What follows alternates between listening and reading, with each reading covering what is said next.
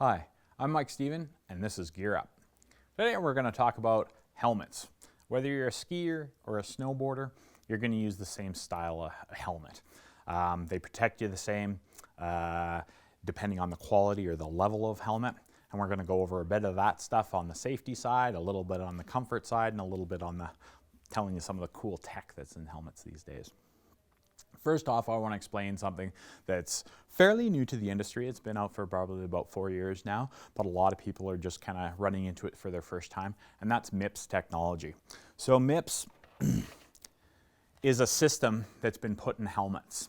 And what MIPS does is they found that in injuries, snowboarding, skiing, biking, all sorts of different sports, that the injury when you hit your head doesn't come from the blunt force trauma of the item or the thing hitting your head, like the rock hitting your head. It's not like a localized trauma of that area. What they're noticing is that it's your brain actually rotating inside of your skull that's causing the concussion.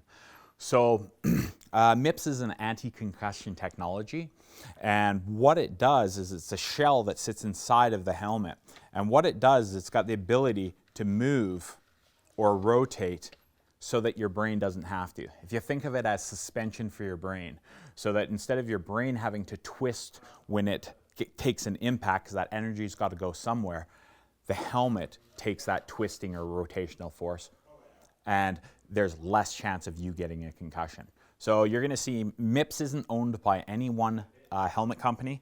I believe it was a group of students from one of the tech universities that came up with this, and it's widely used in helmets. I'd say 80% of the helmets we now sell come with MIPS in them. If you're wondering what helmets do come with MIPS, it's usually quite easy. They'll have hang tags on the helmets, and a lot of times they'll have a MIPS sticker right on the actual helmet so that you can see that's got MIPS technology in it. The next thing that we're going to go over is we're going to go over basically what's happened in the helmet industry, say in the last 5 years, is helmets overall have gotten a lot lighter. So helmets are getting lighter and lighter all the time while still maintaining the same protection. So these days, there's not too many excuses not to wear a helmet because they're quite comfortable, they're quite warm, they're quite well vented if you're one of those hot people out there. Helmets can be integrated with your phone, and you can put things called like chips in the earpieces. The earpieces actually open up, and you can put chips inside of them. You can answer your phone, listen to music right inside of the ear pad of your helmet. The other thing that's on most helmets is some sort of size adjustable system, so that you fit your head inside the helmet, and yes, you want the closest possible fit to your head, because that's what's going to offer you the most impact protection. The closer your head is to the shell without being pinched or uncomfortable, but the closer your head is to the shell of the helmet, the less impact you take, because the impact goes into the helmet versus the helmet sliding and then impacting your head. Because the inside of the helmet's fairly hard, actually. It's got some soft cushioning, but there's some hard elements in there too. So that if it's fitting on you loosely, what happens is, like I say, when you take that impact, the helmet hits your head. So you get the kind of double hit. So you want your head to fit quite well inside of the helmet, and then you can fine tune it with that adjustment like that. Most companies these days are using either a fast clip buckle. There's a lot of magnetic systems out there on the go right now. So a magnet that holds the chin strap closed. Another feature on a helmet is your goggle clip. Goggle clip just holds goggles in place so that they're not kind of riding up or down, and they fit you comfortably.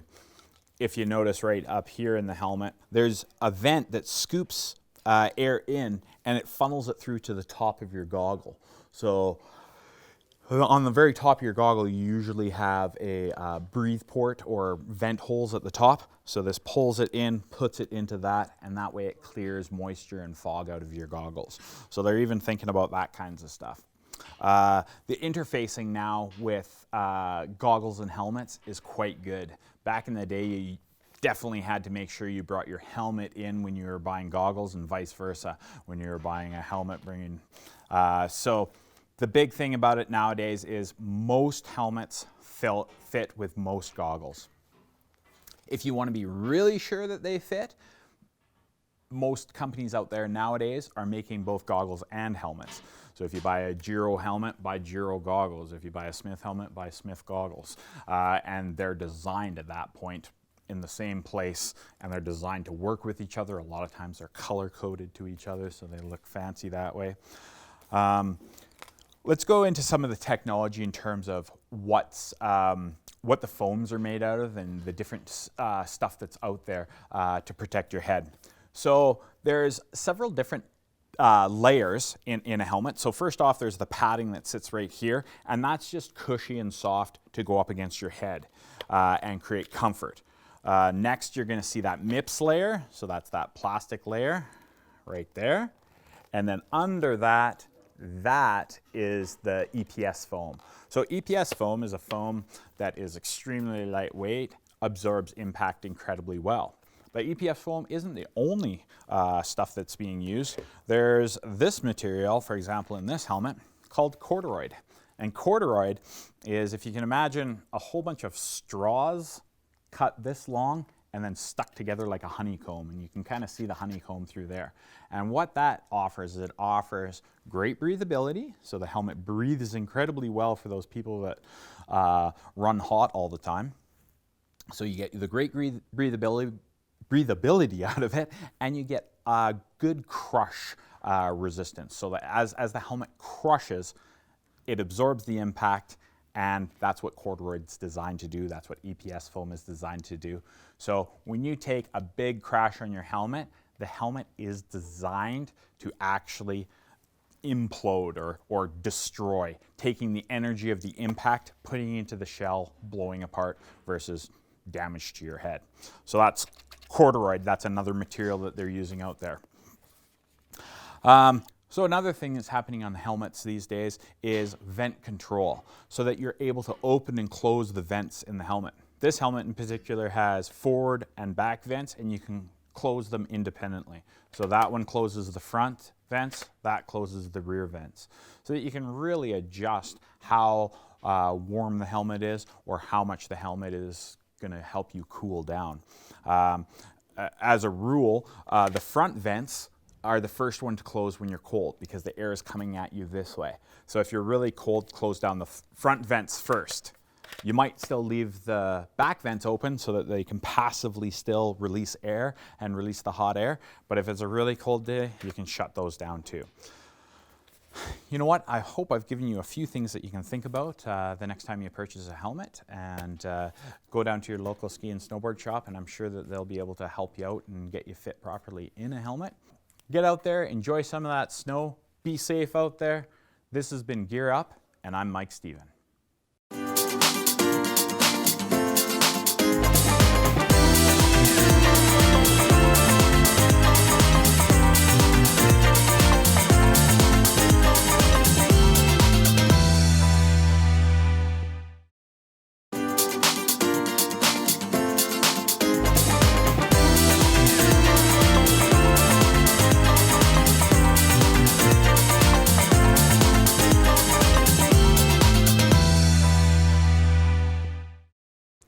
Hi, I'm Mike Stephen, and this is Gear Up. Today we're going to talk about snowboard boots, how to make them comfortable, the new technology in the industry, all that fun stuff. But before we talk about the boots, we're going to talk about a couple things. We're going to talk about the socks that you wear in the boots, and we're going to talk about footbeds in boots. So the first thing is socks. A lot of people think that you should wear a very thick sock inside of a boot to keep yourself warm. It's actually the liner that delivers the warmth in a boot. A ski sock should wick sweat very well, and it should be thin enough that the boot can grab a hold of the contours of your foot. So again, moisture management is huge, so pulling that sweat off your foot, so a wicking material like merino wool or polypro. And then the second feature is getting a footbed in the boot. So footbeds are another thing that create a lot of comfort in a boot. The footbeds that come with boots are usually quite inexpensive and very, very basic. It's something that you don't see in the boot, so they don't put a lot of money into it. whereas an aftermarket footbed can go a long way for foot comfort. If you've got tired, achy feet, you know what? Putting a footbed in there is going to make a huge difference. We'll explain this this way. So everybody's got different foot types and different leg alignments. A semi-custom footbed will take those things into account to get you the best possible footbed. So this is the bottom of your foot. What the bottom of your foot would look like if you were walking on a dock and you were wet. This will give you the idea of what your foot shape is. So whether you have extremely low fallen arches or extremely high arches. The next thing is whether you're knock-kneed, whether you're bow-legged, or whether you've got straight leg alignment.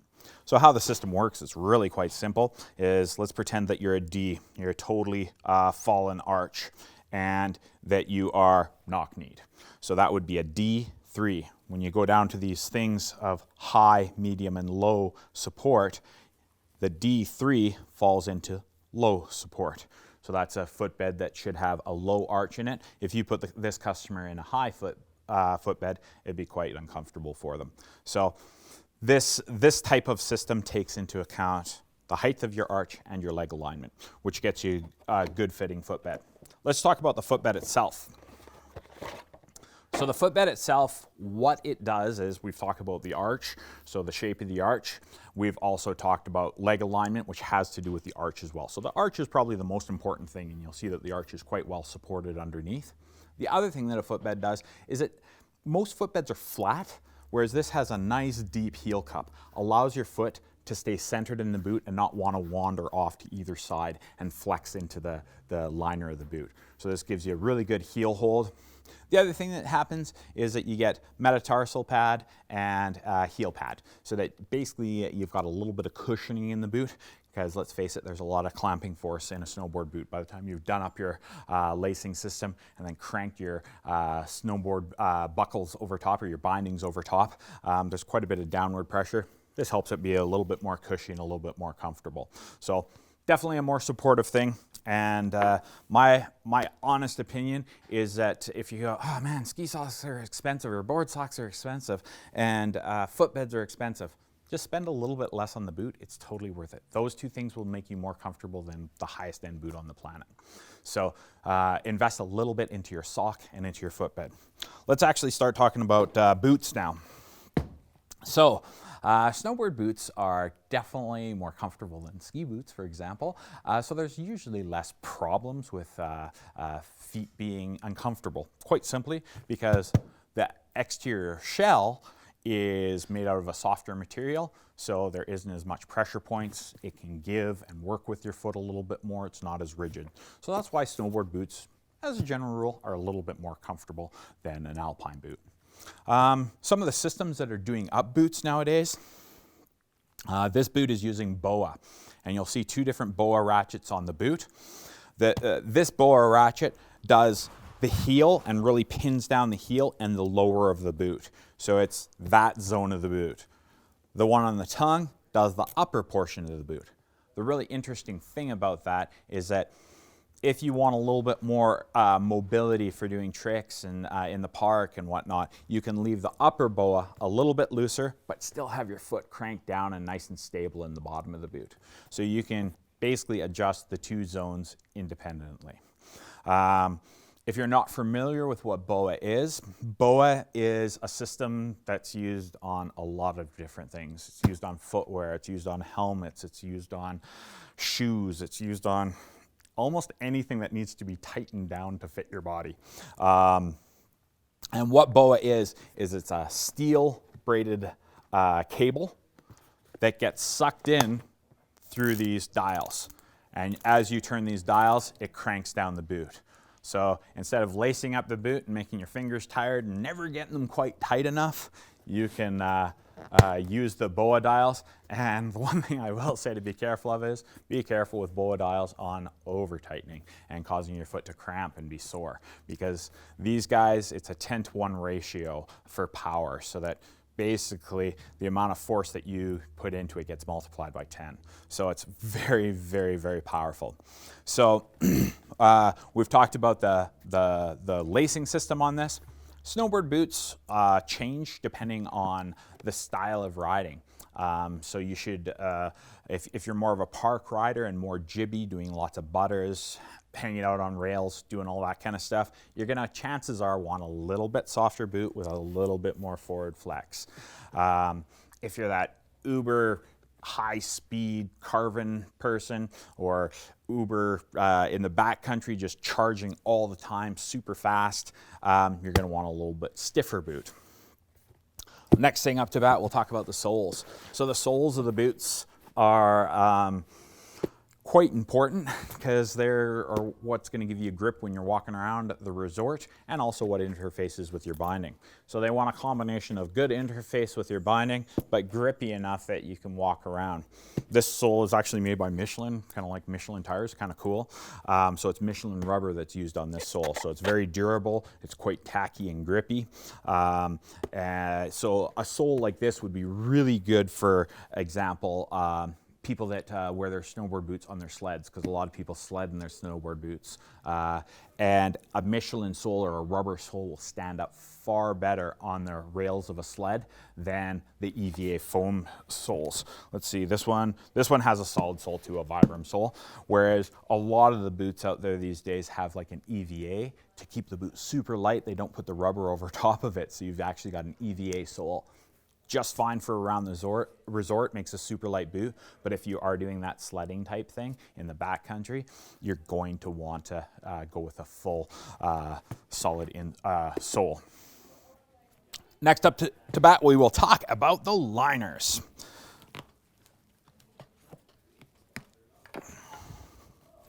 We're just going to open this guy up so that we can pull out the liner.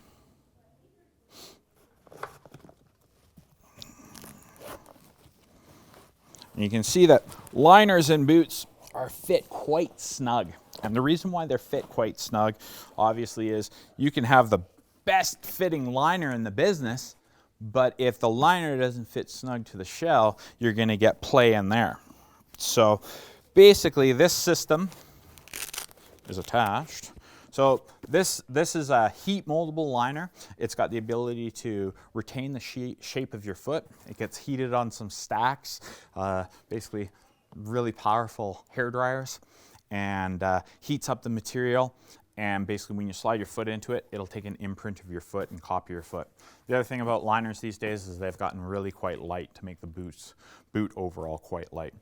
This liner, for example, has Velcro on the side, so when you put your foot in, you're able to snug that down, and it holds the liner in shape or in position.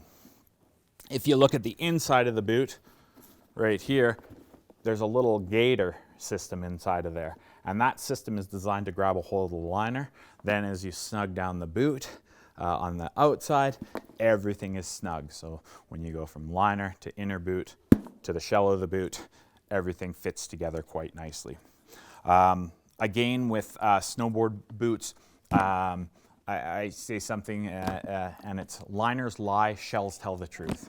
The reason why I say that is because a shell of a boot will tell you how much length you have in the boot. The liner is soft and squishy and it's not molded yet, so it's going to give a whole bunch. So doing a shell test is super important. So definitely do a shell test with a snowboard boot, just like you do with a ski boot. The correct fit of a snowboard boot is that when you have your foot inside the boot, so after doing the shell test to confirm, but your foot should feel snug inside the boot and should feel fully wrapped. Your toe should be somewhere near the end, just touching the end, pushing into the end a little bit. When you flex forward in the boot, your toe should either come off the end or just be lightly brushing the end. That way, when the break-in happens on the boot, you're going to be in the correct size of boot. Because if you go, no, I just want it comfortable, and you go up a size bigger than you should be in, what's going to happen is after about 10 days of riding, you're going to notice that that boot is going to be slopping all over the place, because now it's broken in and you've gotten a whole bunch of room. So definitely, I would say most people tend to buy their boots too big instead of too small. Too small, we can usually do some punching and do some aggressive stuff down in the tech shop to get the boot fitting quite well. Now you can punch the width out a little bit, which will give you, in essence, a little bit more length. I know that sounds weird, but follow me on this logic. If the width of your foot is being squished like this, you got a whole bunch of little wee bones, and there's a whole bunch of little connections. As your foot gets squished like this, what happens is all those little spaces in your bone make your toe go longer. When we punch it out and make it wide so that your foot can sit at its correct width, your toes actually come back off the end of the boot. So it actually gives you a little bit of length by punching out width as well. Hopefully I've gone over a few things that'll help you select a pair of board boots that'll be super comfortable for you and that will perform well for you. This has been Gear Up, and I'm Mike Stephen.